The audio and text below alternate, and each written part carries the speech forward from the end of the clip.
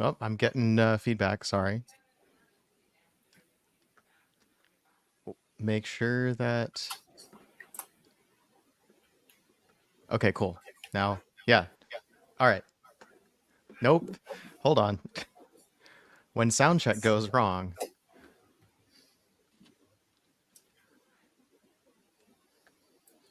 It wasn't me this time, I promise. Nope, it's totally me. I had our stream open in another web browser. Okay, cool. That's the roughest go live we've had in a while. Um, It's great. We'll get there. We will get yep. there. Are we live? No, just a minute or so. But there's always going to be people who complain that we're a minute late. Yeah, that's good. So, all right. Shows Anyway, the team. hey everyone, welcome to the Demi Taste podcast. The Demi Taste, blah blah blah blah. Yeah. All right. See, now we're all flustered. We're gonna just mess up the whole thing. Yeah. Wow. I just totally forgot how it goes. It's gone out of my head. Oh well, man, this is really awkward. I'm gonna have to trim the beginning of this video. Welcome to the Demi Taste podcast, where we have. We always have technical difficulties. Go ahead. It's practically a bit at this point. Yeah. Welcome to the Demi Taste podcast, where we do a little bit of tasting and a lot of talking. Usually we talk about whiskey, but the great thing about whiskey is the conversations we get to have, and we get to talking about a little bit of everything. Our special guest today is Brendan Carty of Killowen Irish Distillery, and he's going to tell us all about his operations and let us get to know him a little bit as well. But before we get into that, Phil, how are you? I'm doing all right. And there we have the delay. So all right, we're back. We're back on the technical difficulties with the audio delay. Oh well. Phil, it's great to have you back. For some reason, I have a vague feeling that you hadn't been on in a while, but that very well could just be because we skipped last Thursday and moved that to today. So to the whole audience who was patiently putting up with our reschedule at the last minute last Thursday, thank you very much. We picked a better time of day, 2 p.m. Pacific time, 10 p.m. GMT, which means that we're all awake and alert and have time to talk without worrying about rushing off somewhere. So I think you'll all appreciate that we're going to have a more relaxed conversation today. So thanks for all that. And thank you to, I believe we have a lot of members of Stories and Sips and the Killowen Cult in the audience today. It would not be an exaggeration to say that this has been one of the most anticipated interviews on the Demi Taste podcast so far. It's been requested by multiple fans of ours, most notably Rich or the Pawn, who has been with us essentially from our very first stream. So it's good to have Rich in the chat today, and thank you for making this connection and putting this together. So also thanks for advertising with your groups, the Stories and Sips and the Killowen Cult, and the veterans groups and all that. Much appreciated. It's glad to have we're glad to have a nice big audience today. So with all that front matter out of the way, Brendan, it's great to see you. We got to talk a little bit last Thursday when we decided ultimately to reschedule. So we've gotten to know each other just a little bit, but Phil hasn't and the audience hasn't. So first of all, I'm just going to open with a little bit of an icebreaker. We've usually done this thing on this podcast where we start off by saying what we're drinking today, which is non-alcoholic. And my answer is usually coffee. Now, because you're an Irish distiller, I've of course made an Irish coffee to put a little twist on it. So this is in no way non-alcoholic, but this is my way of getting in the mood for today. Are you drinking anything right now? Yeah, I actually am. I made myself a little hot whiskey. So nice. It's actually a diluted one as well. You think about it. So yeah, it's right here. But it's good and strong. And I'll have a little whiskey afterwards. And Phil, you have anything? Nope. I wonder if we can fix that audio delay before we get too deep in this conversation. Do you maybe want to try rejoining the call? Yeah. Let me see what I can do. I was going to wind you up, Doug. I was going to wait until you asked me a question. I was going to sit here like this, count to 5, and then go, yeah, just to really wind you up. But, I swear, I'm usually way more relaxed than this. The Irish whiskey should help. Definitely. Okay. How are we on? How are we on timing now, Phil? Can you hear me now? Yes. No, still delayed. Oh, we'll do what we can. Is the answer. We'll do what we can. All right. So It's uh, all right. our usual procedure for this when we have a delay is whoever's got the most delay wins if they interrupt, and we'll let Phil ask a question if he is trying to ask a question. That's pretty much the best we can do. Good. Good. All right. Well, cool. Once again, welcome everyone. So for those of you who don't know, I guess I'll do my little intro of Killowen Distillery, so I have a little bit of a summary to ground our conversation. I have heard Brendan and others refer to Killowen Distillery as the Protest Irish Distillery, which is a lovely evocative title that sort of gets at a little bit of the heart of what it is that you're trying to do. My impression of Killowen is that you are making Irish whiskey and other spirits in basically ways that are inspired by the old ways, the old recipes, the old styles of distillation, but with a bit of a modern craft whiskey twist, using modern techniques and so on. If you could give us your sort of version of the introduction into what your style and equipment looks like. You're absolutely bang on. You know, it's about making correct single pot still. Yeah, but with more modern. In a way, it's modern because there's certain pieces of equipment that we didn't have in the past, but at the same time, we're using old equipment as well. You know, we're just using a boat paddle to mix it in. You know, we're not using an agitator. We're using flame-fed stills, which don't exist here. We're using worm tub condensers, which have fallen to the wayside for, you know, the benefit of efficiency using shell and tube condensers. So there's very little. I suppose we've got like a forklift, and forklifts wouldn't have existed in the past. So there is a bit of contemporary culture there as well. Yeah, you know, yeah, we get to play around with a lot of things. We do a lot of experimentation, but yeah, all in all, things seem to be quite historic. Yeah, and it's not just about looking backwards. You know, it's about experimenting with what we know in the past instead of doing what we're only allowed to do now in the pot still category, which unfortunately is legislated to suit one particular mash bill, if you like, one particular recipe. Yeah. Before we go on, I realized that I've left chat hanging and I haven't given them a recommendation of which drams to start with today. So I believe Phil and I have exactly the same set of drams. Correct me if I'm wrong about that, Phil.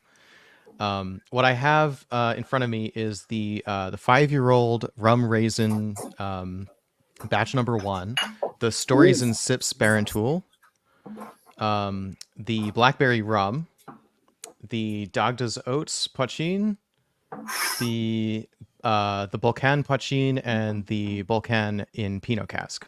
Where do you think we should start? This is a big bloody tasting. This is yeah. I don't know if I'm going to get to all of them. This is the middle of the day for me, but we'll see how far we this get. is a tough one. I'd say the rum and raisin would be a good place to start. You know. Okay. Yeah. Who sent you these Sounds samples out? Did these come from Rich or Philip or? They came from Rich, and for legal Rich, reasons, you're I a good shall not guy. elaborate. Well done, guys. No, that's good. Yeah, and stuff. thanks very much for these, Rich.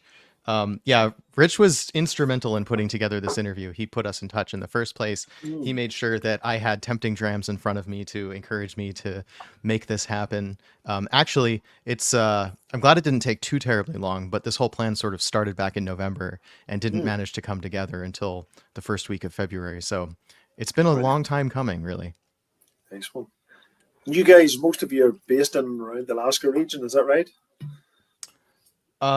I'm sort of close, I guess. We're West Coast. Well, I'm West Coast in the Seattle area, so northwest of the United States, the contiguous 48 states in Washington. So not all the way far up to Alaska. And Phil is in Virginia, so he's East Coast of the United States. Good man, Phil. Lovely. That's the lovely thing about whiskey. It connects everybody, doesn't it? It really does. Yeah. So Phil and I know each other from the Whiskey Lodge. I posted a link to the Whiskey Lodge in the chat for anyone who's interested in checking us out. That's a Discord where we sort of talk about what we're drinking. We talk about movies. We talk about cars, video games, whatever anybody's interested. And usually share a dram together. We don't do live voice chats as often as we ought to, but if there's demand for it, we will. Actually, Rich has been doing a good job of driving that there as well. So if anyone wants to hang out in the Whiskey Lodge voice chat, that's a good place to hang out with friends and share a dram. I'm still learning how to use Discord at the minute. It's not. It's just very... another thing you got to add to your whole. I don't Yeah. blame you for. Oh, I've been trying. You just need to know what buttons are where. I just need to mind map it, and then I'm good. For me, it was a big relief to cut Twitter out of my social media stack because it's just another thing that, I don't think my style of content anybody on Twitter really cared about. So it was nice to sort of have a reason to drop that before Twitter became something that isn't Twitter. Yeah, you need to upset more people to get on Twitter. That's right. I don't do things that are particularly inflammatory most of the time. I don't know if we have the Quare drop in chat here. But if you do, if he is here, raise your hand, say hello. He likes to do he's in Ireland and he does random pairings of whatever whiskey he has on hand. So he'll put Powers against Wild Turkey 101 and Redbreast 12 against I want to say Teachers or something like that was one of them. And the people on Twitter were always like, you can't put Lagavulin against a cheap blended whiskey. That's just not fair. And it's like, well, it's random. So, but that's the sort of inflammatory thing that, just sort of happens by accident. I just don't do that sort of thing. There's nobody, I have no rage bait. I'm far too positive with my content.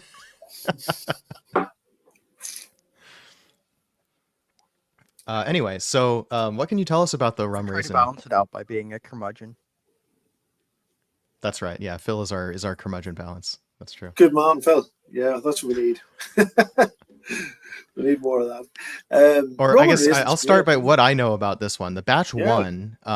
So it mentions that it was County Louth, I believe, distillate on the bottle, which I sort of read between the lines and sort of looked at who's near you in County Louth and found that, hey, Cooley Distillery is right there. So I've been assuming all this time that this is actually Cooley distillate. Is that true? Yeah, yep. The earlier batches were Cooley. We didn't have permission to write Cooley at the time, which was strange. I'm sure the previous owners would have been more than happy to do it. So at the time, there was no 5 or 6 year old anywhere in in Great Northern Distillery. It was only Cooley Distillery. So yeah, reading between the lines, saying County Louth, if you were knowledgeable in whiskey at the time, you would know that it was Cooley. But I'm surprised any of it still remains, which is great. It's good to see. It's a lovely drop. But what we done with it is then we finished it in 2 different casks. So we finish it in PX sherry casks and also in our own dark rum casks. We make rum in the distillery too. And the 2 of them finishes, which were both my favourite finishes, when you combine them together, you get rum and raisin being the dried fruits. So it's always cask strength. Sometimes we need to dilute it slightly just to get it to 55. Because it's a core product, we don't go below that 55 mark. But it's always sitting at 55, Awesome. Oh, sorry, that's it, 110 proof.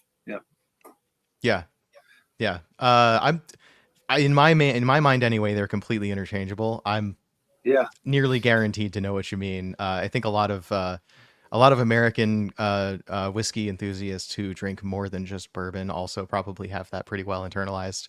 Yeah. It's kind of bizarre, isn't it, that we're so fixated on this proof term, which is really just twice the alcohol volume. I don't mind. Yeah, the proof's pretty good. I don't mind it. It's the feet and inches that get me. It's right. It's a faster way of saying percent alcohol, but then you have to do some math in your head too. So yeah, and I suppose it's what we used to say as well, isn't it? Do you use Celsius or Fahrenheit in Ireland? Celsius. I feel like it's a dumb question. I know that there's some places that actually use Fahrenheit for like room temperature type measurements. I think that's probably Canada. But then the rest of their system is metric. Yeah. It's probably Canada, yeah. The Canadians are wonderful. They're able to interchange in the metric system and the imperial system in architecture as well. So yeah, that's a good skill set. As an engineer, I'm pretty well used to meters and centimeters and so on for distance measurements, and also grams and kilograms for mass. And I still weigh myself in pounds, and I have no idea what a stone is. Yeah. Well, over here, I have to say, we weigh ourselves in stones and pounds. So it's Okay. and in the UK, so in the north of Ireland as well, we drive in miles per hour instead of kilometers per hour. So yeah, Okay, there's the one that's still in the imperial we're system. still stuck. Yeah, we're still stuck. Okay. Okay. So all right, back on the rum and raisin. So that name makes you think, hey, is this a flavored whiskey? And then you taste it and it's sweet, but it doesn't taste unlike whiskey, really. It just does have those flavors. It has that rum influence. It has the dark fruits, as you mentioned. There's no Yeah. flavoring in this. So you do have this blackberry rum. So is that a flavored product? Is it macerated, something like that? Or is it So yeah, you're not allowed to flavor whiskey in Ireland. You can't flavor whiskey. You can't okay? call it whiskey or use the word whiskey. It says single malt on it, so you can't flavor it. So essentially, these are flavors that come from cask finishes. So they're not false in any way. They're part of the process. And then Got it. rum, however, is not just as heavily regulated, but yes, it is regulated. So strictly speaking, it's not probably isn't a rum. Um, the blackberries that were added to this were our source of yeast. So when the blackberries Hmm. started to go off, you put them in, and they created the wild fermentation, which went on for a long time. So whenever the blackberries get nice and moldy, that's whenever the yeast was Yeah. at its best, and we put them in and let it take off from there. So that's what the blackberry flavor, which just sits below the palate, that's where it starts to come through, because the vast majority of it is just quite an impressive blackstrap rum, you know. Yeah. But It's also that was quite a one-off, funky. one cask. Yeah, One. that Okay. was a Okay. one cask. Yeah. So this rum and raisin is aged in normal rum casks, not in Okay. blackberry rum. That was for the Killowen cult. I see many of them, even Irish ones, are jumped on here tonight. Robert, Daniel, and Richard, of course. Yeah. Yeah, It's really great to see you all in chat. Thanks for joining. Yeah, since we've talked a bit about that blackberry rum, we might as well talk a bit more about it. yeah, Even if this isn't necessarily the best tasting order, yeah. Who I wouldn't cares? mind You talking know? more about it. I guess I have I have a side interest in all spirits. So my main focus is single malt of all kinds. Yeah, there you Yeah, go. indeed. So we use as a mediator between our worm tub condenser and the flame fed still. We use a doubler. If some people call it doubler, and especially some in the Shiner states down south, whatever, or a thumper keg might be a bit more common terminology for it as well. So we use that thumper keg, and we got it especially in place for making rum. So the idea being, if you use one thumper keg, it equates to about another half of a distillation. Or if you use two of them, it would equate to a double distillation. I'm sure you see those stills in rum producing countries. They've got one still, and then it moves its way across through a doubler and a doubler, and therefore it's double distilled. So when we do this, it just adds to the rectification. So therefore, much more interaction with the copper the whole way through, and much more reduction of residual sulfates, and it just plays around with those floral and fruity notes then in the distillate, and it really brought the blackberry note to the fore as well. So yeah, it really is a gorgeous one. It's a high hitter as well. It's just sitting under 65, 66, 65.6%. Yeah, So we're not going to be shy with the amount of alcohol that we're having now. I'm trying to pour myself, a quarter ounce of each of these because even yeah, that's gonna make me a little hot in the face by the end of the hour. exactly, exactly. It would. But God, that one's impressive. It's just such a flavor bomb, because whenever you're getting into Yeah. Killowen's own distillate, then the other stuff's impressive, but this is getting into real spirit geek territory. This is the stuff that gets us out of bed in the morning. Yep. And Yeah, I tried that well, rum raisin, and I noted on your website. This was back in November when I first got this sample. I tried it. I noted on your website the direct fire stills, the worm tub condensers, and I said, "Oh, Scotch nerds are all about that stuff." I don't know a whole lot about Irish whiskey, or I didn't until a couple of months ago when I started sort of yeah, looking into Killowen and how it differs from the others. Because when I got into whiskey in 2020, a lot of these new distilleries in Ireland were not we're not really releasing like a fully mature whiskey, I guess, or any at all, right? They were just getting to Yeah. that sort of 3-year mark, and everything that you could get was stuff from Irish distillers, right? Your Jameson, your Redbreast, the Green Spot, Yellow Spot, that sort of stuff. Mm. So everything sort of felt like ordinary Irish whiskey, and it's still good, but it sort of lacked that craft thing that really attracts me, that we're trying to Mm. do something really particular. We're pushing the envelope on flavor some way or other. Yeah. So coming around to Killowen and going, oh wow, this rum raisin, right? I first reviewed that and I was like, oh well, that's probably Cooley distillate. I'm really interested to see what your own distillate is going to be like. And then I started hunting down samples of other expressions from you, and Mhm. I'm not Mhm. disappointed. They are flavor bombs, as you said. That's really just the best way to sum it up. Yeah, there's one thing that we tended to be turning a blind eye to in our spirits in Ireland. That was pot still spice, you know. Whenever you're working Hmm. with mixed mash bills, you get much more of that, and even the likes of those flame fed things. And for me, hyper regionalism is important as well. Every distillery should taste of its place, and Ireland's a hyper regional place. You know, there's so many different accents. Every few miles, the accent changes, and those accents have been going for hundreds of years. And you know, so the climate changes as well, the microclimate, you know, soil types, rock types, or if you ever look at a rock type map of Ireland, there's for such a small island, there's incredible diversity, you know, mountains, hills, shapes of mountains, shapes of hills, soil, vegetation, all of that. And so bacteria changes, yeast changes that's in the air, airborne yeast, airborne bacteria. So I think there's something that Irish distilleries should do in a bit of a search for, you know, for difference and for regionalism, and to stop that homogenous approach to whiskey that unfortunately is happening. And that's maybe everybody should do wild open top fermentations. You know, they're not very efficient, but God, they taste good, you know, and they're much more impressive. And that's something that we really, really focus on. And, you know, the flavors it does a lot of work for you, you know, and it is slower, it's inefficient, yeah, but the results are well worth it.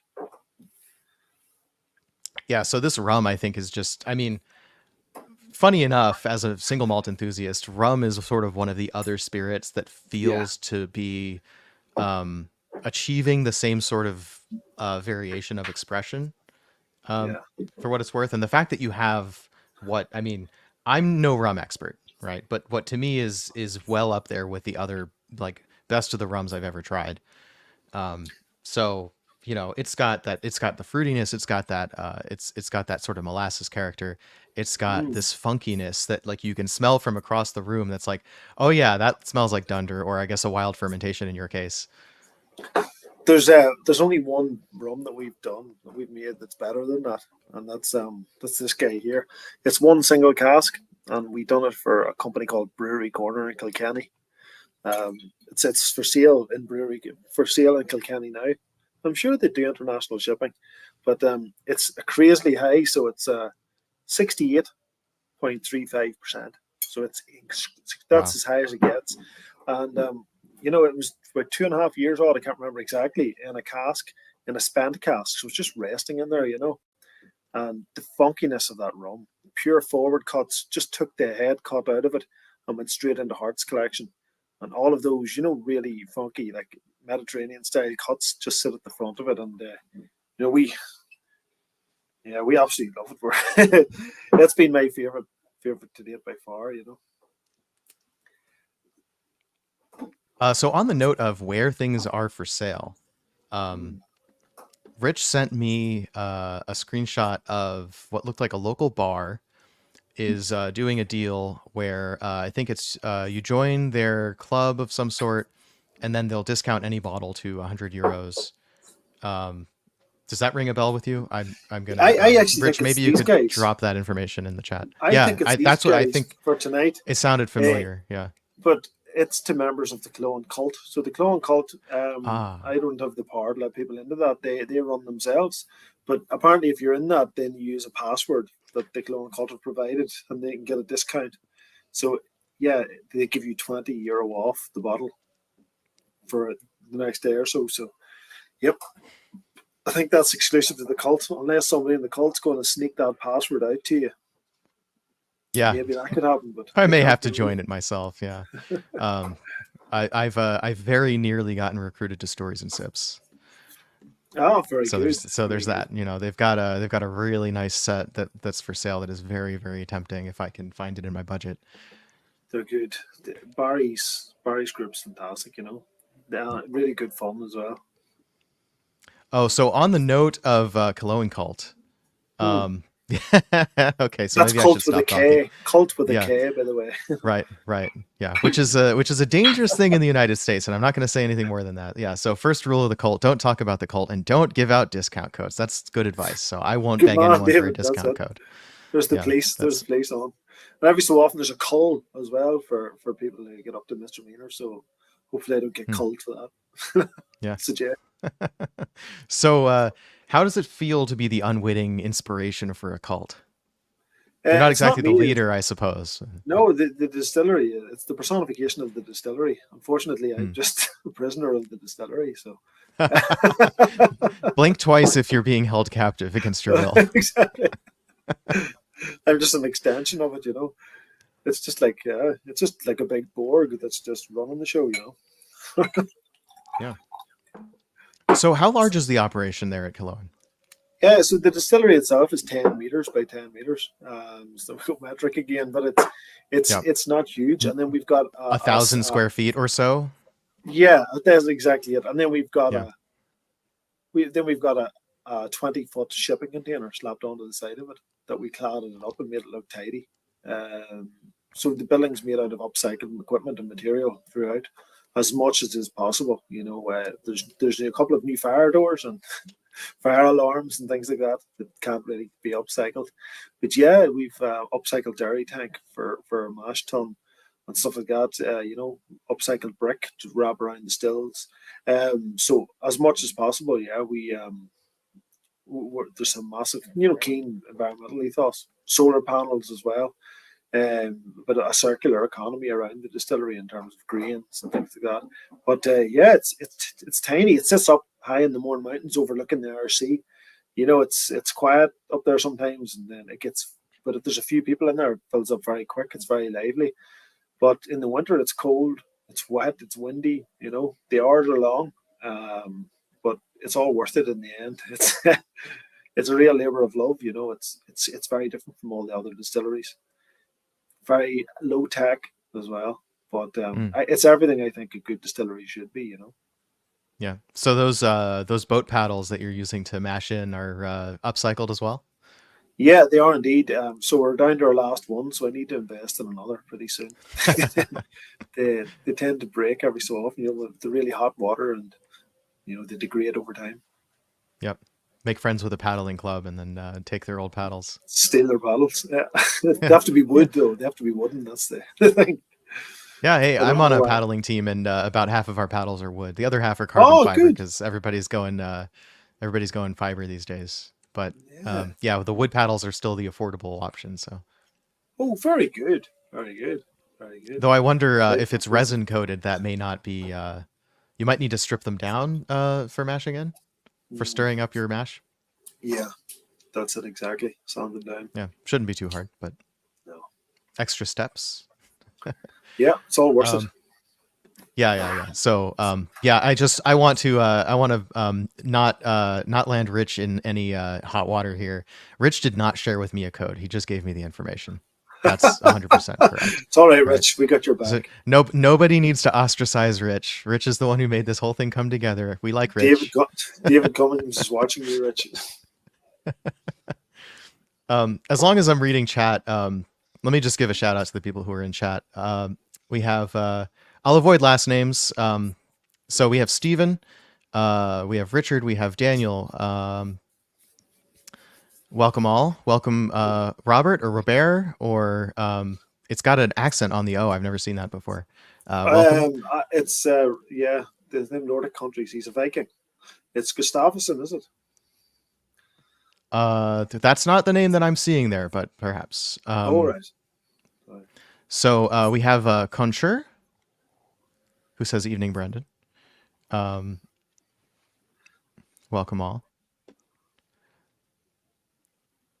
I want to be a welcoming host for all the new people attending the stream, but I've always felt awkward about giving shout outs to people in chat because it feels like we've completely derailed from the actual topic of the show just to Ah, give crowd service. And you'll I never, don't know if that makes good content. People like it, but on the other hand, it's you'll like, never get through let's them hit all. pause. Yeah, I'll never get through them all either. So you know what you do to help with that. Bartleby is here too. Like, subscribe, and share the stream. You're and right. and maybe something there will prompt me to give you a shout out if I get some kind of a notification. I know that Twitch does that. We're more of a YouTube show these days. I think YouTube appreciates this whiskey interview content more than Twitch ever did. Almost the entire audience that was on Twitch has moved over to YouTube, so that tells me something. So yeah. Nice. Anyway, thanks everyone. Welcome Bartlemy. Thanks for joining. She made it. That's the stuff, Bartlemy. Good to see you. Let's see. We have David. We have Darren, and I think that's everyone who's said anything in chat. If I missed anybody, the Belfast Whiskey Club. Thank you, everyone. Thanks for dropping in and thanks for chatting. All right, so we've been through the rum raisin, and we sort of took a left turn into the blackberry rum. I don't know if there's any logical place to go from there, but what I'll say is that after I reviewed the rum raisin, I said I really need to get my hands on Killowen own distillate. What's the closest thing to that? What's the single malt that is going to get me that? And I believe the answer to that was the Baron Tool. Let me know if I'm saying that correctly. You're sounding perfect. Yep. Yep. So I have the Stories and Sips Baron Tool. I believe Phil does as well. Let me grab another glass. The neck today. Right. Or perhaps any Baron Tool will do. Stories and Sips. I don't have it. It's a very good one though. I know it well, but I'm going to crack open a similar one.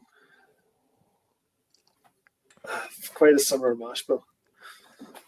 Which we're doing the job, but this is I'm going to take the Northern Lights, which is one of the favorites of mine. Very similar though. So yeah, this is what you're drinking then is non-compliant, if you like. It can't be called single pot still, even though it would have been single pot still. This might sound like a broken record to some people, but to the vast majority of people, they don't know about this. So the ones who know, yeah, I'm guessing that my American intelligent. single malt audience, the Scotch audience, mostly don't know this. The rest of the guys are just very well read, and I'm very much in the know. And we have been in the know for some time, but the world don't know yet. I'm geeky enough to be aware of this problem, but not geeky enough to know the details. Could you refresh us on what the current definition of Irish pot still whiskey is? Yeah, so it's actually single pot still, and basically before the birth of the single malt in the last century, it was the single pot still, which was the whiskey of choice around the world. It was the whiskey of choice across the states, and after the world reinvented itself because of a couple of world wars and prohibition in the states, which was massive if you think about it, Scotch came in and filled in that void, and Irish whiskey filled its demise after the collapse of the a lot of different reasons. We're not going to get into them. Economic war with the United Kingdom and the loss of our trading partners in the States because of all the bootleggers making Irish-sounding products, which were killing people. But basically, Scotch were being industrious and filled in that void because they were able to make cheap whiskey with column stills. But the Irish held on to their very strict pot still making methods. And they made whiskey, which was absolutely amazing. It was much better in quality than the other stuff that was coming out of our neighbours here. That's just the way it was.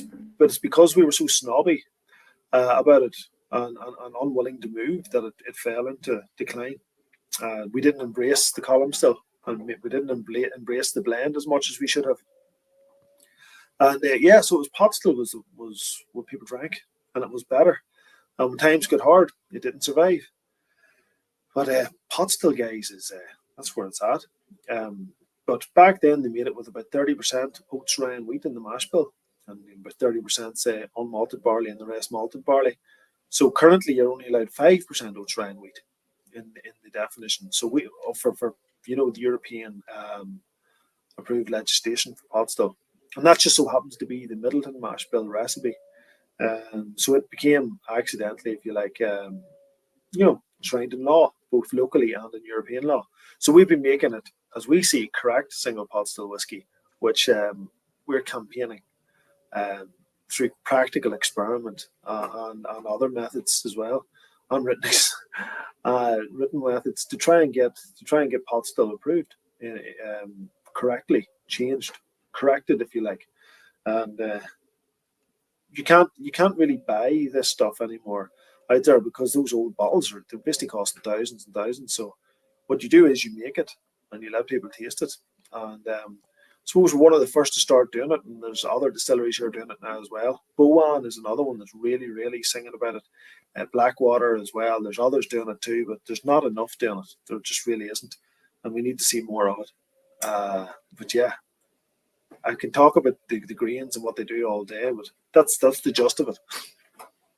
Yeah, I honestly would love any information you'd like to share. But first, a question. As I understand it, you are, and correct me if I'm wrong, you are leading an effort, or you're involved at the head of an effort to get the Irish single pot still category redefined and reclassified to be a protected term with a new definition. Is that correct?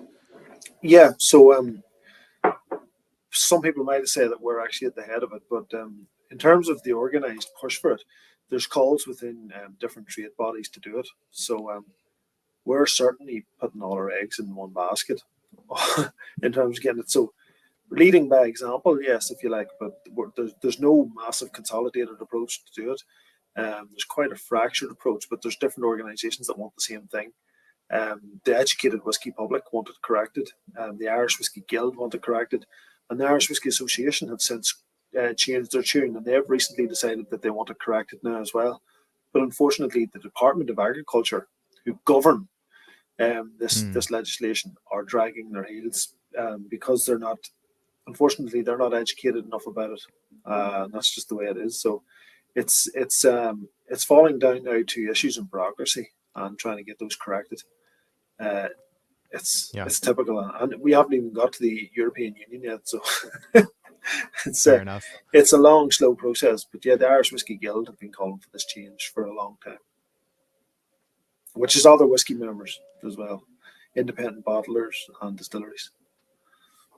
Yep. I definitely understand how this works. A lot of what you're saying, believe it or not, completely different industry, sounds exactly the same. I used to be on a standards body for a technical specification. Right. I won't say which because it does a real good job of identifying exactly who I am, which so far I've been trying to avoid. Very good. But some piece of technology in the computer science space that had a spec, and there was one particular product implementing that spec that was so dominant, using a third-party technology that itself was so dominant that the spec became defined by what the dominant implementation had done. And I was in one of the companies who was fighting against that being the normative specification. We felt it should be more broad and open to interpretation, so that there was other ways of doing the same thing that wouldn't require adopting that same third-party technology. That's it, exactly. So it sounds like you're talking about monopolization of legislation here. In a way, That's yeah. terrible. Although in this case, it wasn't legislation because this was just a technical standards body. Standards. This would be going through the I forget what ISO, ISO, the International Standards Organization. Yeah. So it's not government legislation per se. It's as good as, Yeah. It's international. It's because government isn't international, but yeah. There you go. That's interesting. Anyway, enough talking about my day job. ISO 2001 spec was Doug. Everybody, if you want to look it up, find out who he is. As far as I know, my name isn't on it because I was just a delegate on a committee of about 50 people. So, it's anonymous. It's anonymous enough, but I might be the only Doug if you dig far enough. It's. Well, I'm working on a book on American single malt. One way or another, my name is going to be out in the world eventually. The question is just how soon do I want my professional identity to be connected to my whiskey identity by my full name? and having achieved a book feels like the right point in time for that, and probably Good not man. before. Yeah. Congratulations. Keep it lit. Rich Keep going. Rich says day drinking preferred. I noticed there was a comment here that said the Larn cult are here. That doesn't mean anything to me, but maybe it means Yes. something to Brendan. Lauren is a very special place at the very northern point of the northern top of Ireland, and it's very close to Scotland. They could be self-sufficient if they like. They've got their own port, and they've got a road going in and a road going out. And yeah, the people from Lauren are very proud of it. So they've definitely got their own charm as well. So yeah, we love them, and they love Killowen too. So yes. And we had a load of them down in the distillery a couple of years ago, and you know, you can still hear them. You still hear them singing. Nice.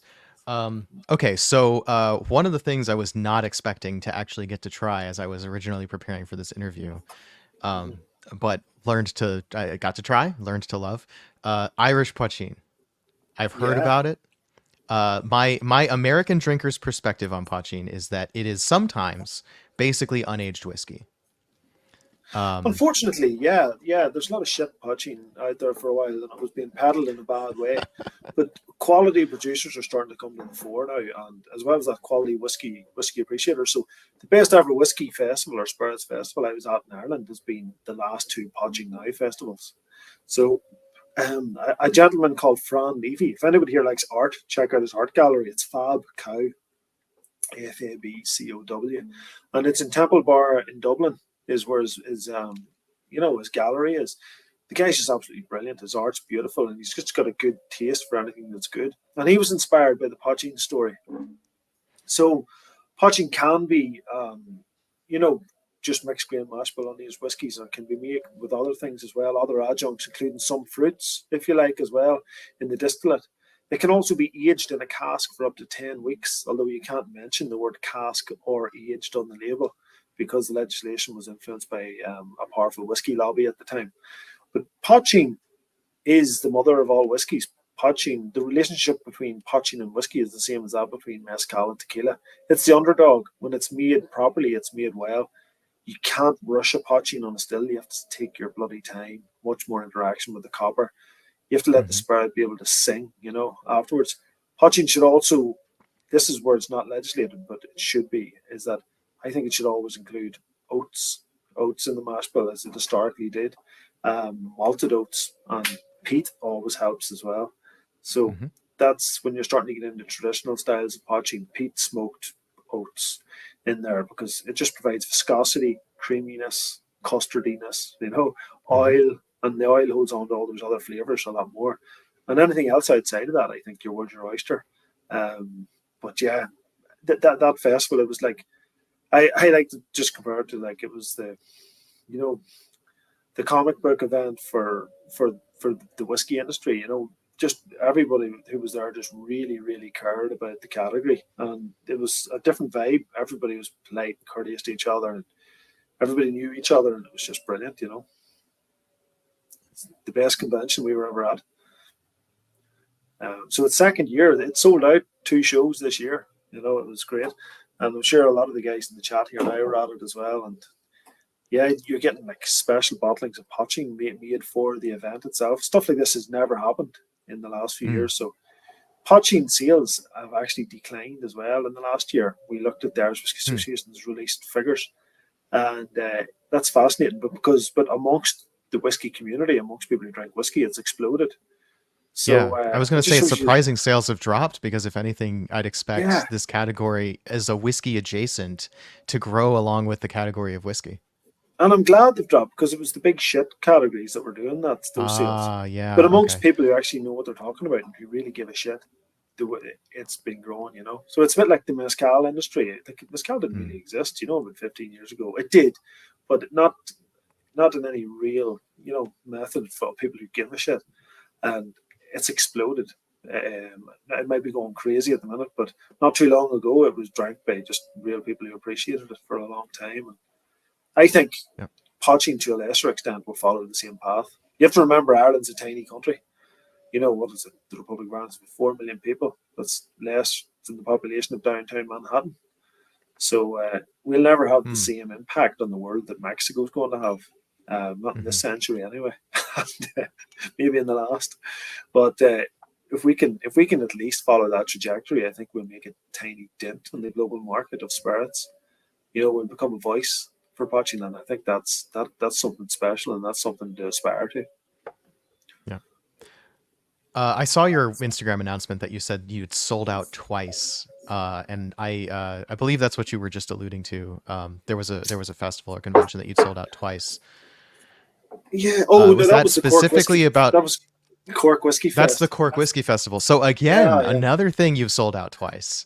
Yeah, and earlier on in the month, there's the Southeast Whiskey Fest. It's sold out as well. But what the Cork Whiskey Fest did last year after we sold out in the two events, and one of the events was actually double sealed by mistake. So we squeezed so many people into the Parador bar, the owners near took a heart attack. So we've gone into a nearby casino, and they have given us a hall. So we've got a whole hall, and that hall's filling up rightly as well.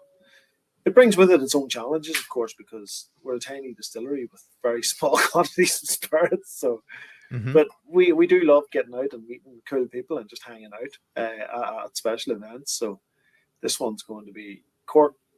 There's a special place in my heart for Cork. It's a really interesting part of Ireland. It's great history, and I just can't wait to get back down to it again. Sounds like the chat has some people who were there last year as well. Oh, really? Yeah.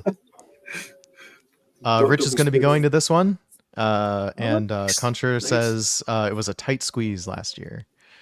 I believe. Good man, Connor. Remember that, all right? I don't know how it happened. I think there was meant to be 20 or 40. So. Oh, is that pronounced Connor? Yeah, it's okay. Connor Asgiliga. Okay. Or Guiliga, as he might pronounce it.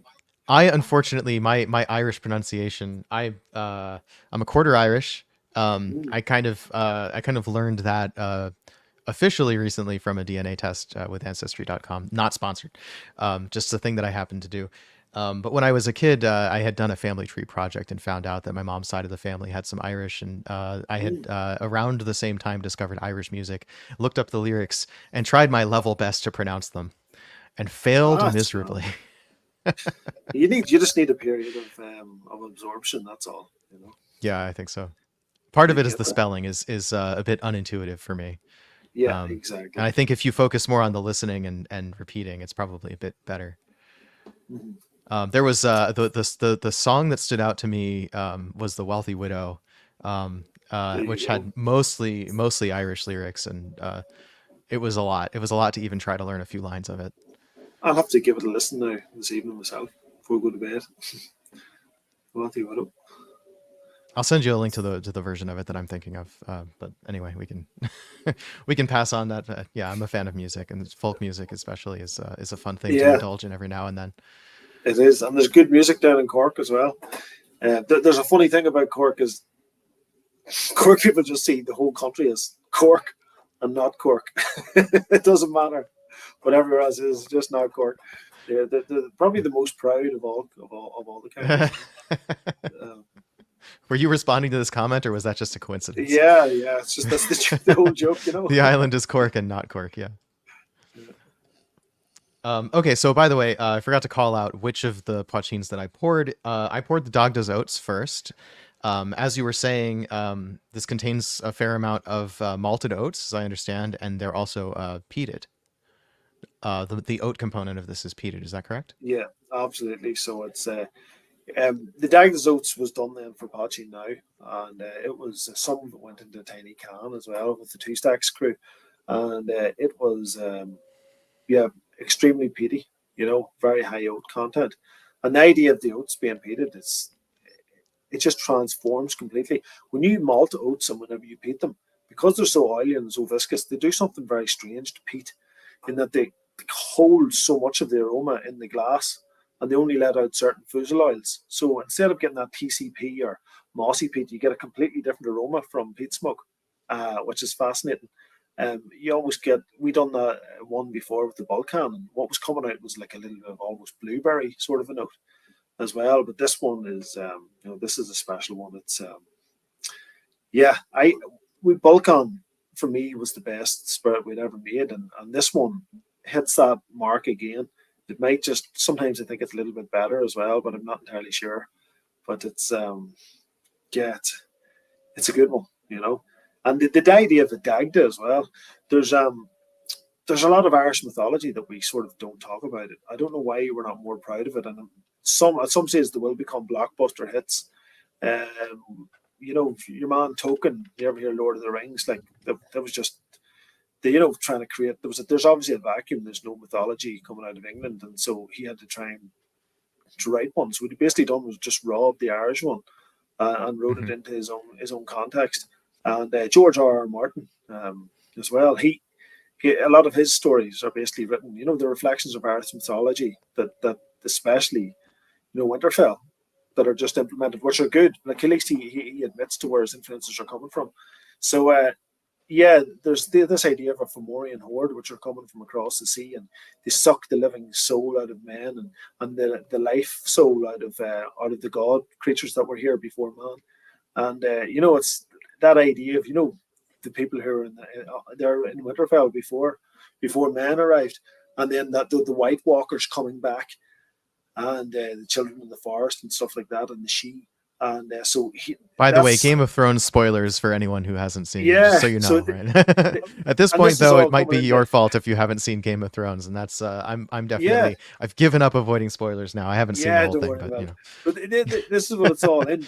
But the Dagda, the idea of the Dagda is our Ireland's version of Zeus or Thor, if you like. And instead of walking around with the big massive hammer, he actually walked around with a massive club, and he was the god of fertility. And there's some scholars believe that the club was actually his his private. Aha. And then there's others, but this thing could Ah, flatten any yes. forest or mountain or anything. But he ended up, you know, he was the boy when it came and sorted them out. He wiped them all out, and yeah, um, it's pretty cool. The Dagda was the all powerful sort of guy. He was also the god of fertility. But he everywhere he went, he carried a massive cauldron of oats, and the oats never emptied. So I thought this was just a nod to the Dagda and a nod to Irish mythology that because this was an oat and mash, that it was just one that we give a nod to him. And it's also a nod to a series of whiskies that are going to start coming out this year based on these old sagas and trying to give them the respect that they deserve, you know. But, That's awesome. Yeah, yeah, I appreciate that. So, you know, And go ahead. I think it was Philip. the Dagda's oaths certainly pays homage properly to an individual of the power that Dagda wielded. Good man, Philip. I'm sure you probably know about him already. A lot of people do, and a lot of people don't. But yeah, Just a he's little bit. yeah, good man. Well, So I love that in American whiskey, I think a lot of us have gotten tired of every brand has made up a story and they try to sell their whiskey entirely on a story. They're usually invented, right? Something like, oh, this was an old family recipe. Don't mind the fact that this distillery hasn't existed for more than 5 years and that none of the oh, people involved are from families that have ever been involved in whiskey and so on and so on. But, you know, you've got your yeah, story, you're selling your whiskey. My perspective has been I am much more likely to buy whiskey that tells me the story of the liquid, how it was made, how it was yeah, formulated, and all that sort of thing. Killowen is doing a lot of that with the storytelling of what this liquid is, what its significance is in history. But on top of that, you're not inventing new stories, you're telling old stories. And that is something that actually appeals to me more than the made up, you know, why you should care about this distillery, but instead the complete opposite, why you should care about Irish whiskey is just such a great selling point for me.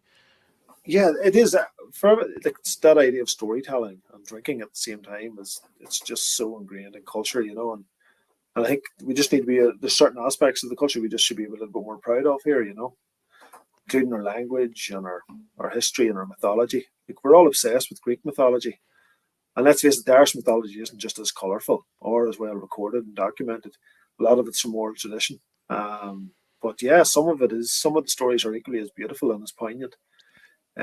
So yeah, those are the. There's other things like our panger potching, for instance, that really leaned in that as well. We're not going to get into that now tonight, but yeah, it's all about stories. That's exactly it. Yep. So before we get into the next thing, let's just sort of revisit. So in general, my impression has been that your distillery produces very small batches of pretty much everything. Is that more or less true? Yeah, yeah. For the first 3.5 years, I'd say it would have been a cask or less than a cask a week. Okay. So we're looking at 50 casks a year or something like that. And you've got all these products, at Max. least Yeah. just in front of me, you've got, not even counting the Cooley distillate. I have four distinct products from you. An Irish single pot still. I think the Baron Tool is a single malt, right? Or is it? The Baron Tool is a single pot still, but we're not allowed to call it single pot still, even though it is. Got it. Because it isn't. Was the rum raisin as a single malt? The rum and raisin single malt, yeah, sourced, Okay. stored in the distillery in our own casks, yeah. Okay. So you've got But we single don't malt just products. bottle somebody else's. We buy it in, Right. we keep it there for at least 6 months, and we then say on the label where it comes from, you know. Yeah. In the case of the Cooley distillate, it was several years, I think, for that first batch, right? Yeah, it was indeed. But the current one is 68 months, and it's from Great Northern going forward. But it's won double gold a few months ago in the 50 Best of Everything in New York. Yep. I guess I'll derail from my what I was trying the point I was trying to make and ask, what unique value do you think your distillery adds in the aging process of sourced liquid? Yeah, first of all, it's our interpretation of it. We look at it and we think this, in order for this spirit to be better, it needs to have this, and it also needs to have this. So those two flavors, you know, the PX and the rum just really give it what we think it needs. It's and you can let that go on for a longer period of time if you need. You know, pull back a little bit on the rum, add a bit more of the PX type of a finish on it, and we've got that. You know, we've got that mastering now. So yeah, and they do change slightly from time to time. You know, but that's what we think. We think it's the best way to treat it. Yeah, I completely agree that it's come out very well as a result, and the fact that you're using your own rum casks, is you are literally adding your own distillery character to it, not just the place that it's aging, and also the vision, of course. Yeah, so it's not entirely independent bottling. You know, it's independent bottling with our signature. You know, so it's. Welcome, Four Leaf Whiskey. Four Leaf Whiskey says hi, Brendan. Good stuff, Stacey. Good to see you. And Connor is giving you a compliment here. The Dog des Oats is the best poitin you've released so far. Just shades the Balkan dead. Yeah, the dead version. There was two Balkans. It was the dead and the buried. The dead was better than the buried. Yeah. The dead was the unaged one. So actually, cask aging, it took a little bit of the soul from it. So yeah, drinking white spirits can sometimes be better than cask aged. You know, as you know. So which Balkan do I have here? 67.9%. If it's clear, it's the clear.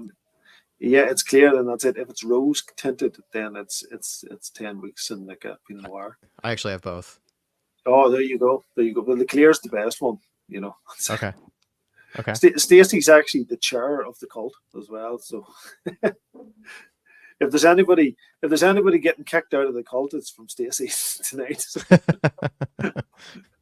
beware. Nice. So I have poured the Balkan next to Dag des Oats.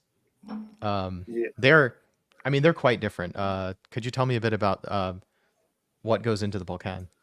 Well, the Balkan is 50-50. It's peated oats and peated barley, and the Dag des Oats then is just more peated oats. You know, so it's much more oats involved. But for some reason, they're slightly different. The ABV, I think, is slightly higher. Is it on the Balkan? 64 for Dag des Oats and 67.9 on Balkan.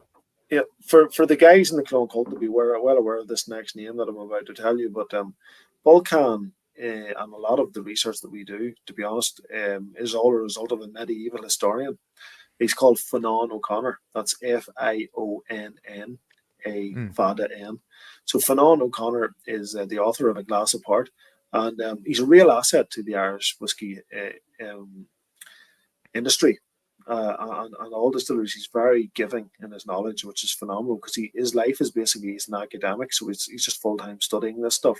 So he's just about to be published PhD, so he'll have his doctorate, and the topic is basically Irish mash bills, Irish whiskey mash bills, and he's looking massively into the history of distilling here, European history of distilling, and distilling as a whole around the world.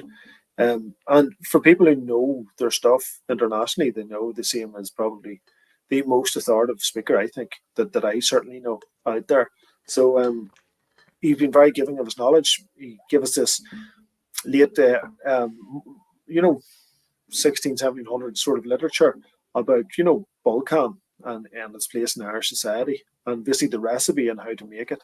So we resurrected this ancient thing as an experiment. And it's phenomenal. So we're going to continue to look at that thing going forward in different aspects with Fionnán. But I think it's something worth looking at. It's all of this comes down to him. All of our research into mash bills as well was hugely influenced by him, even before we set up the distillery. So if anybody's out there, do check him out. He's actually doing a book project, and released a whiskey just as a fundraiser to help do his extensive research.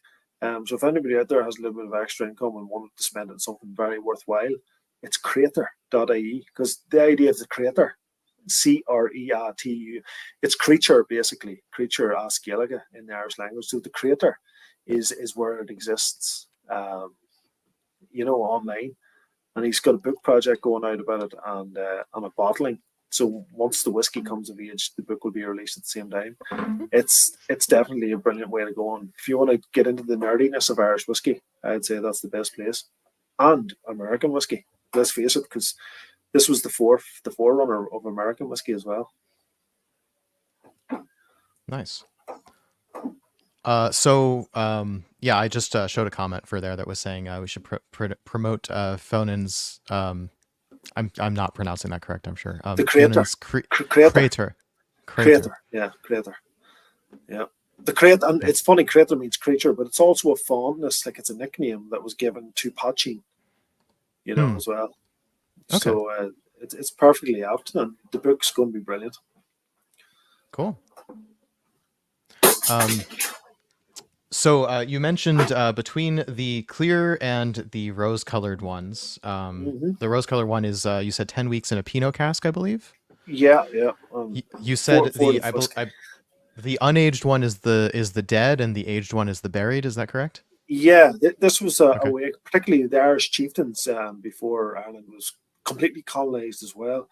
It was a drink that was very much favoured by the chieftains. And we've written documentation from English scribes at the time and Irish ones. And there's early Irish modernists that wrote in Sean Gilligan, the Old Irish language. And they wrote satire, and they wrote comic. It's basically they were writing like Beckett did centuries before he existed, and in the Irish language, and a lot of it was satire, and then there was reportive writing as well, which was being sent back under a guy named Dunton. So Eamon O'Clearach was the writer before that, and then Dunton was writing back to England. And all of the reports of Balkan drinking were absolutely insane. Some of them were completely obtuse. It was like Fear and Loathing in Las Vegas, basically, because they got absolutely smashed. And then the other hand, Dunton was writing down stories about them getting absolutely hammered at weddings and funerals, at wakes and funerals. And it was particularly drank at wakes and funerals, and wakes even to this day are a massive thing here, in Ireland and Scotland. Open top wakes. It's a way of expressing loss and coming to terms with it, and keening and things like that have gone to the wayside, and also poitin drinking seems to have gone to the wayside as well now in recent years. But Balkan was the special preserve of the chieftains for drinking at those occasions. So Dead and Buried was the name given to those two bottles, buried, of course, was like put into a cask, if you like, So it was a fitting nod to it as well. And then dead. All of this comes down to help over our designer as well, Gymnasium in Belfast. So it's fascinating stuff. Again, looking back in history and making a nod to history and that constant lineage of, but it's I absolutely love this research that was absolutely entirely down to Fionnán O'Connor. So if this is coming out just from one bottling related to one bit of historical research, imagine what the Creator Project would be like. So a lot of these releases are inspired by not just the folklore, but ongoing research into Irish history. Yeah, Irish distilling history as well. Yeah, definitely, and part of that whole European picture. And here being basically the midpoint between Europe and that movement, and then from here, Ireland, Scotland, it went over to America. You have to remember the Scots were making mixed mash bill whiskey as well up until very recently. Single malt's a fabrication of the last century. It really is. The Scots were making heavy oatened whiskey for a long time. It's in the HMRC records, It's but don't take away from it. It's a brilliant marketing term. Yeah, it works. Yeah, I think a lot of people who, I was a teenager, I think, when the SWA modernized their definitions in, if I'm not mistaken, 2005. Yeah. So I wouldn't have even been thinking about whiskey back then, and people my age, I guess, sort of came up with the idea. We kind of came up after the idea of single malt, I guess. So single malt for us has been a staple of our whole lives, not realizing that it is sort of a modern definitional invention, which makes it all the more remarkable, I think, that you have these 60-year-old single malts coming out of Macallan and so on. That they were actually making this stuff. It just wasn't marketed. Nobody was interested in buying it.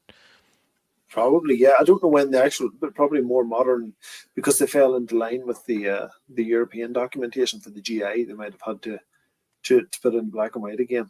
But certainly over a century ago, there was mixed mash bill whiskey, being made. Orleaf Whiskey says, I impressed a Scotch fan with Bulkan. I'm a Scotch fan and I'm impressed, so I can absolutely see why. Oh yeah, they're brilliant.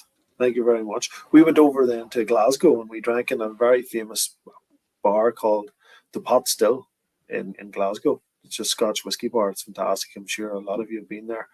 And we're like, oh, you're from Ireland. And then he pulled up this bottle of Bulkan. He goes, do you want to try this? I'm like, yeah, I'll try it. And then I give him a shout one time because somebody was doing a tasting, but it was all drank, so they couldn't. So it was obviously enjoyed. Isn't that just the biggest shame when you've got something you absolutely love and you keep sharing it, and then all of a sudden you don't have any more to share, and you're like, I ran out. I wish I had more to share. That is the story of every one of your little, every one of the 2-ounce samples of your products that I have in front of me. I'm babying these. I mean, they're 65%, so I don't need a lot of them anytime I have a drink, but I'm hoping to make them last at least 4, maybe 5 or 6 drinks worth, because they're so good. Better call Rich. Better call Salt. Connor says Fionnán found an 18th century reference to 100% peated oat distillate in Scotland. That's fascinating. There you go. Shh. Yeah. Don't tell anyone. Don't tell the SWA. Oats, as soon as you say oats, I think, it's funny, when I started studying whiskey, my first question was, why doesn't anyone make a rice whiskey, right? Any grain, right? And I was coming from a perspective of American whiskey, where it's all corn, wheat, rye, and barley. And there are other things in sort of the craft whiskey area, but my first question was, why not rice? And where are the oats?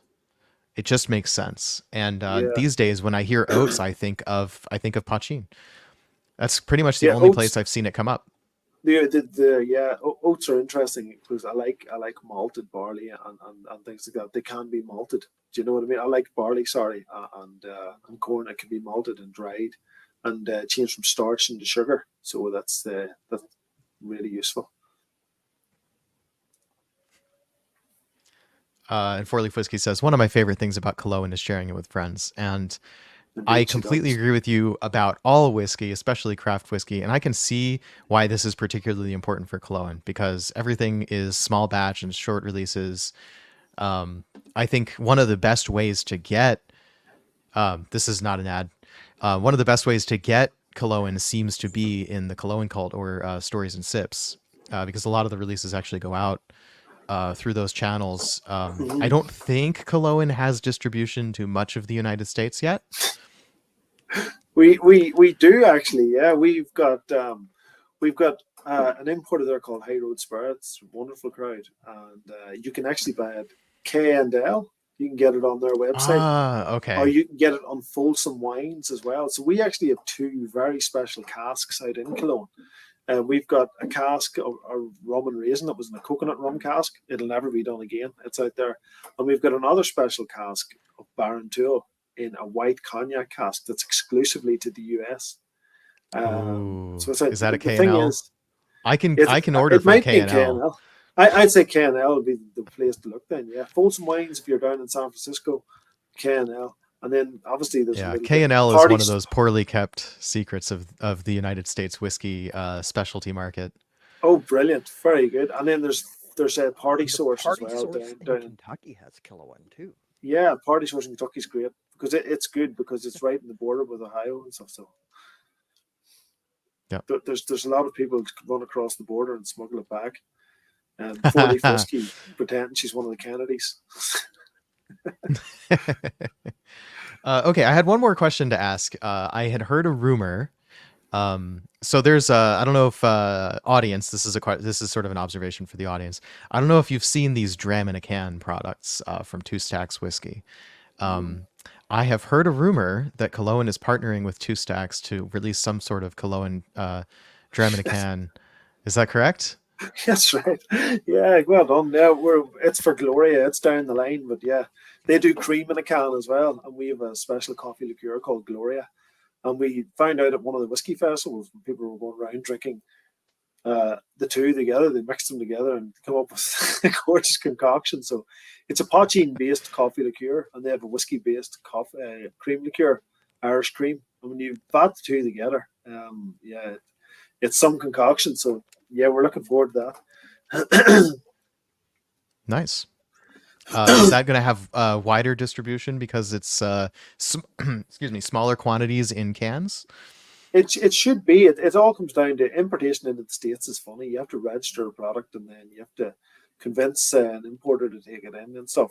When it's over here, we can just sell it to anybody we want to. But going in Hmm. through three-tier systems into the States is pretty tricky. But look, to be honest, as you guys, even in Alaska, it usually takes 3 days for us to ship to Alaska, and it takes 1 to 2 days to ship to anywhere else in the States. So if we sell something on our website, just buy it. It gets there in 2 days. Sure, Yep. Stacey's testament to that. Rich's testament to that.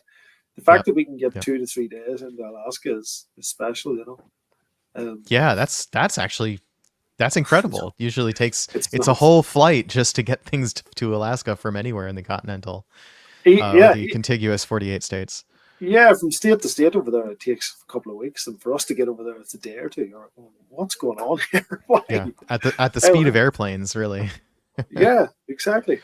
That's great. Okay, that's cool. So, yeah, for anyone who was wondering, that was maybe that flew by. It almost flew by me. You can order Killowen on Killowen's website and Yeah, get it we reasonably do have a quickly. special one. We have a special release on Friday, so the information will be dropped online. We're not allowed to talk about it yet, but it's that press release will be released then tomorrow. Okay, great. I'll keep an eye out. I can see Phil's taking a note. Tell the guys, Phil. Yeah.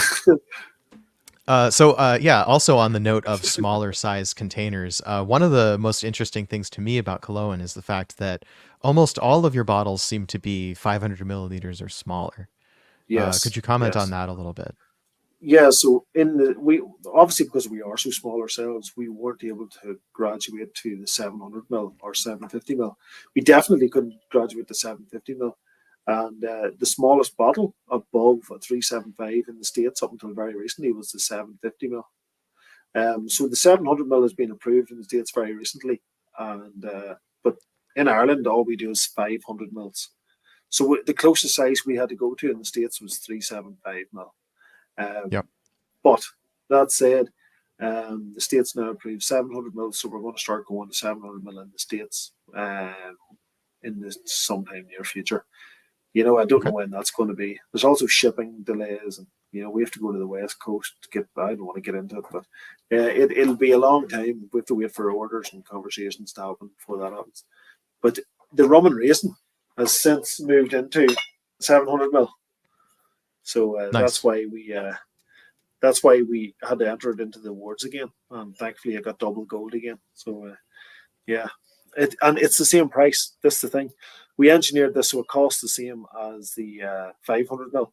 So it's the best value for your money product on the Irish whiskey market in terms of cask strength, for a 700 mil bottle of cask strength. So I know our products are always quite expensive, but we really, really worked and engineered and took a hit ourselves in this product to get it. Yep. That, Yeah, loss leaders are a fun thing, right? Find a product to make as cheap as you can and hopefully not take a loss, but maybe not make much of a profit to sort of win more people over to the brand. Yeah, that's it. And I hope people discover the brand through that value product, and then maybe find this this interview here and learn a little bit more about what the brand is up to. That's it. Exactly. You got it. Yeah. Yeah, I was under the impression, I guess, or I had assumed that the reason for the smaller size bottles, the 375s and the 500s, was because you're small on the production side, small volume production, and just this desire to get bottles into the hands of more individual people. That is it. That's it. Yeah. And we can't go unless the next step up's too high. But you're right. And that goes back to this comment again. The favorite thing about Killowen is sharing it with friends. Because there's so little of it, I think the best thing you can do to grow the brand is share it with more people. If you have a bottle, you should share it. And I feel that way about pretty much every whiskey, especially craft whiskey. If you've got a bottle of something from a single cask, an independent bottler, a craft distillery that only releases, runs of 300 to 1,000 bottles per release, the best thing you can do if you get a bottle of that is share it with as many people as you can. And realize that that's a fleeting experience, and there's going to be another release, but you want more people to know about these things that you love. So hoarding it doesn't help the brand. If you love a brand, the best thing you can do is share it, because you need to help that brand grow. Well said. Well said. Yep. Rich says, "Got it. I'll bring more." Yeah. So Rich is going on the Irish, the Whiskey Bus tour. And I believe he fully intends to take advantage of the 20 bottles free shipping home on that tour. Coming. So that means he's going to be at Killowen, if that's the case. Yeah, I believe he said that he's going going to have a masterclass with you at the end of that trip. Yeah, we've got a special. Event at the distillery. We've got Irish musicians coming as well. We've tiny distillery. We're going to squeeze that whole bus in somehow. And we've got too many buses. They're going to meet them at the bottom of the mountain because the bus can't get up. There's no way it gets up. So the mini buses are going to cart everybody up, and we're just going to have a party. It's going to be brilliant. I can't wait. No one's going to tell if the bus driver is a little inebriated. It's just a little mountain. Yeah. Who's going to know? The cops can't get up. We just block the road. Well, wrong bus. I mean, you've got to bear in mind that you've got to avoid all the potholes, and so you've got to move a little bit from side to side, right? Yeah, that's exactly, right. Yeah. That's right. The swaying is intentional. It's like it's like that the kung fu or tai chi style of the drunken. I don't know. I'm speaking out of my area of expertise, and that's always dangerous. There's some martial arts style where like it's meant to model after a drunk person or something like that, and it's about dipping and weaving and bobbing and avoiding getting hit. Very good, very good. Yeah, don't quote me on that. I don't know anything about what I'm just talking about. I blame the potsheen. It's like apparently the potching gives you a different sort of drunkenness. It's like a warm fuzziness rather than a tipsiness, Hey, that's good. I like that. Isn't that funny? You always think that's a myth, right? But I have enough experience with the different types of spirits and wines and beers and all that to know that there is just a different feeling sometimes from some different stuff. Like sometimes you feel jovial, sometimes you feel warm, sometimes you feel Yes. uncomfortable. So you just drink all the different spirits, and then you get all those feelings at the same time. You know, Right. it's like the Is that basketball considered diaries. crossfading? The basketball diaries when he just takes all the different pills at the same time. Yeah. One of them's going to work, and don't worry about the rest of the effects. It won't be a problem. All right. At this point, I think I'm out of questions, so I want to open up to chat. If you have any questions that you'd like to ask Brendan before we sign off for the evening, or Phil, if you've got any questions brewing.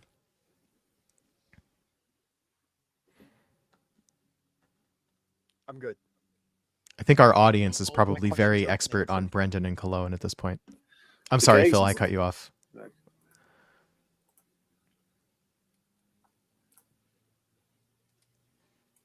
What was that?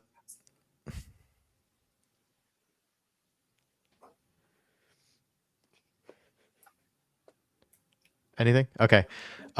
Hearing nothing. Bartlome asks, when are you coming to the US? I Oh, believe good that's a on you. question for you personally. Bartlemy, we have been in the US a couple of times. So we done New York, which was pretty impressive, as well as Chicago and Minnesota. So there's a good bunch of guys in Minnesota supporting Mike Mohan and that.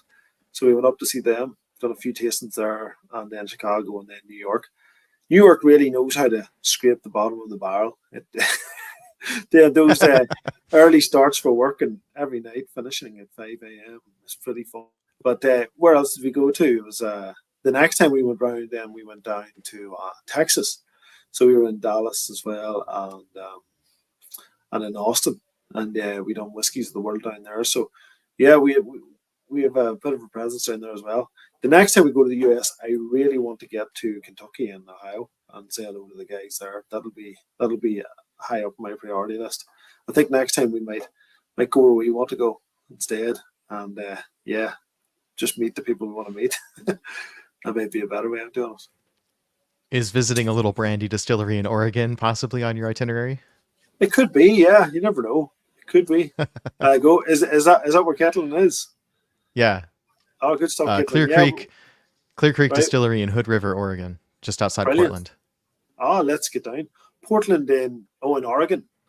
Mm-hmm. It's not in Maine. West Coast. Oh, West Coast, yeah. Oh, brilliant. I've never been to the West Coast, so yeah, it's something we have to do.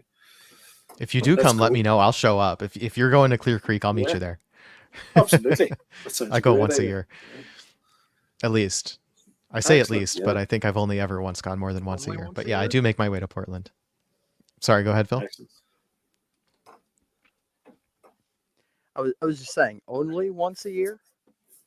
Yeah, most of the time it's at least once a year. I have a regular event that happens in around the beginning of September that I go to Portland for, and then I try to make my way out to Hood River. And then sometimes, I mean, I famously made a day trip to Hood River to buy a bottle of McCarthy's that was a new release in time to put it into my American Single Malt Advent in 2021. I say famously, there's probably 30 people who know that happened, but now everyone knows. Everyone who watches this knows. All 40 something subscribers to the YouTube channel, and everyone in the Whiskey Lodge Discord, which thankfully is a much larger number than that. But yeah, speaking of everyone who's shown up here, if you like the style of interview that we do here, we'd appreciate a follow, a subscribe. Feel free to share us with your friends. We do an interview with a producer at least twice a month, usually on Thursdays at 5 p.m. Pacific time. So yeah, that's a good question, JJKK. 1 second, I'll put that up on screen. Yeah, so anything you can do to sort of let other people find this would be a great help to us, and we'd appreciate it. And thanks so much for joining. We have a question. If you haven't covered it, any other up-and-coming Irish distilleries we should keep our eyes on? That's a great question. There you go. Up and coming. yeah, there's a few. We've got a few favorites, but God, if you start naming them and then somebody says, "Oh shit, you didn't name mine," what do you do? You um, start off by saying this is a Joshua Hatton incomplete list. yeah, this is an incomplete That's a list. And reference to One Nation Under Whiskey, by the way. okay, and Another great podcast. apologies for not mentioning the other important ones, but closest to us here, I suppose, Acklandville are closest to us, and whenever Acklandville Spirits comes out, it'll be gorgeous. So hats off to the lads, and then Blackwater Distillery, I'm going down there on Friday. It's at the very bottom of Ireland, so looking forward to meeting the guys there and tasting 40 samples that they've got laid out for us. So it's going to be an absolute bloody hoot, and yeah, there's quite a few. Balyock is a tiny distillery up north Donegal as well. Really, really distilling with his heart. But yeah, there's a lot going on. Boan as well are really experimenting with the proper that's BO''AN, is it? Yeah, BOA, yeah, BOANN. Boan. BOANN. Got it. It's the god of fertility and land in Irish mythology. Name of the river, the Boyne, when they fought a big battle here, which therefore changed world history and paved the way for capitalism and modernist capitalist economics and things like that. It's that, when Homer Simpson went back into the time and he killed the fly in the dinosaur era. Basically, yeah, it's Ireland's small, but it's had a massive impact in the world, Jesus, you talk some shit when you drink too much whiskey.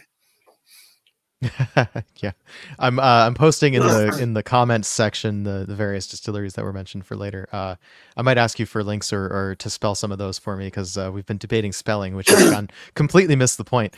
That's all right. I said them there. Phil's great. He took notes on them all. Yeah, he did. And to the ones I forgot, sorry. Yep. So that reminds me, actually, I've heard that there may be something going on at your distillery which regulators may be none too happy about. About the use of the direct fired stills that only you and one or two other distilleries are doing. How are you managing the regulatory environment? Yeah, if any it's applies? tough. We eventually got there anyway, So the distillery is fire approved, and there's only two or I think it might even be one company that insures flame fire distilleries in the United Kingdom. So that's where we are, and it can be tricky. So yeah, it's there. It's a tax zone. There's the DSEAR regulations, as it's called. They're approved with certain consultants as well. It's much more expensive than using electric or steam, as a result of those extra health and safety precautions. But those health and safety precautions, although they are strictly adhered to, I believe they're probably just jobs worths on people who probably want science to be much more exciting than it already is. If walking around in a certain type of clothing can create static electricity and create a spark and blow up an explosive atmosphere, like this stuff's insane. I don't even think they would do that in the nuclear power plant. But in fact, there's another school of thought which comes from realism that says that flame-fired stills are more safe to the environment than electric stills, because if there is any residual, in the atmosphere, flammable gases Fumes. that sink to floor level, it would burn off, it would combust and disappear as it happens, instead of allowing it to build up. So nonsense. That static discharge. Yeah, that static discharge would be much more fatal than burning it off continuously. Yeah. Yeah, and then there's I know, and it's not a petrol station, anti-explosive bulbs, ATEX regulated light switches. Look, I don't want to get into it, but yeah, we do adhere to all this legislation, and we have to work extra hard at it as a result. So that's where we are. But yeah, we're very compliant. We comply with all legislation. It doesn't mean we don't object to it, but we've tried very hard. Yeah, harder than most, especially when it comes to single pot still. We bang our feet and we make noise, but we still adhere to the legislation. Yeah.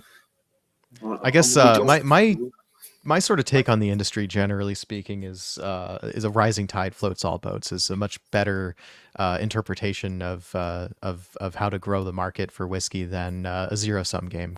Kind of, it's we're all competitors. It's you versus me. Produces some nasty behavior as well. Mhm. Um, Exactly. so NIMBYism. Yeah. Doesn't get yeah, anybody so anywhere.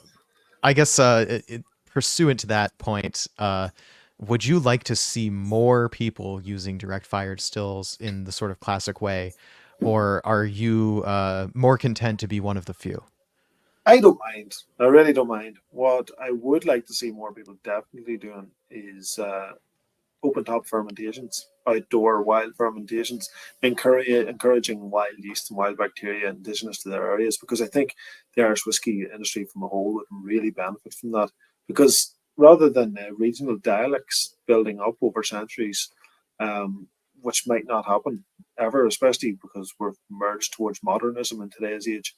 There's one thing for sure that does exist, and that's hyper regionalism in terms of microbiology and whatever those little guys are doing, you know, I think they can have an influence now on regionalism, and I think that's something that Irish whiskey could be brilliant for. You know, if it played around with that a bit more, I think we could be at the vanguard of critical regionalism internationally.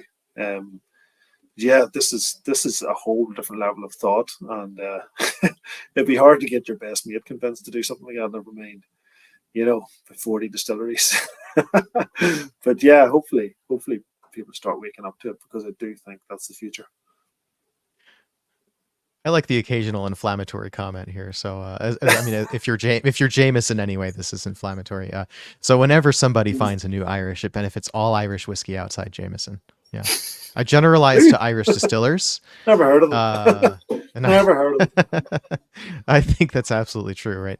Anytime somebody finds a craft distillery, it benefits the whole whiskey market and helps people understand.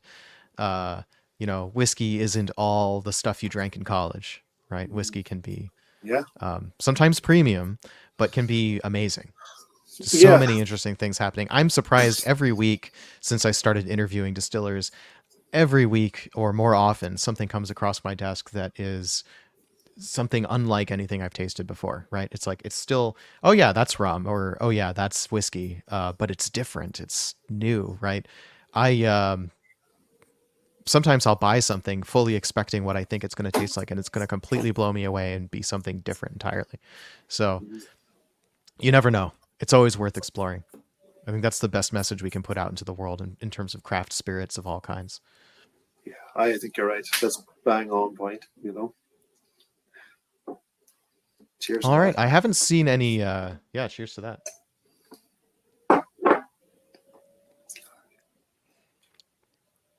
I haven't seen any other questions show up in chat. And I think I am I'm out of topic ideas, I believe. It's just a testament to how good you are, Doug. You just covered the whole spectrum for everybody. Yep, nobody felt Well like I done. left anything out, other than chat was chiming in with a lot of suggestions from that list of 40 some odd distilleries to watch. I'll add those to the video notes so that people can find those later, assuming that Yes. the video, the YouTube chat isn't the most discoverable thing, I think. Okay, we have one question. Any secret to share about Cork? Any fun things that you're going to release at Cork that you can tease? Oh, about the Cork I fair. believe the Cork Whiskey Festival is. Yeah, there's nothing we can share yet. I'm afraid there actually isn't. You No, just have to stay tuned. yeah. You just have to go. You just have to go to Cork. Just have to go Brendan to is Cork. an astute marketing person who knows that you don't tip your hand early. Yeah. Well, I usually do, but because this isn't it's not my place to say, so I can't. I will say sometimes we get news as interviewers, as whiskey podcasters. We get teasers of news that we're not allowed to share, which is always we're good about it, but it's always fun because that gets us on the hook to make sure that we get somebody on at a particular time to talk about some Yes, cool stuff. there you go. That's about the best you're Totally. gonna do, right? Like Joseph O'Sullivan has told me cool things are coming, and I'm bated breath here that I like. I don't know what it is, but he wants me to know that it's coming. Yeah, exactly. That's all we can do. It's not our product. I might leak if it was our own product, but basically it's property, intellectual property, if you like, or at least co-owned by the Cork crew. So no, I can't. Just go to Cork. That's it. Get fly in like Rich. There you go. Rich will be there. They've got an airport now. There you go. They're on the map. But do they have an Olive Garden? They do. That's probably it. They're the Amsterdam of the South. They used to have canals everywhere. They filled them in now. They make beautiful roads full of traffic. The Irish model. But, that Olive Garden joke maybe only works in the United States. I think it does. Sorry, yeah. Yeah. Olive Garden is a family restaurant chain that like they show up in pretty much every town, but like only once there's enough families in the town to make it worth running a restaurant there. So people will joke that anybody can open a McDonald's, right?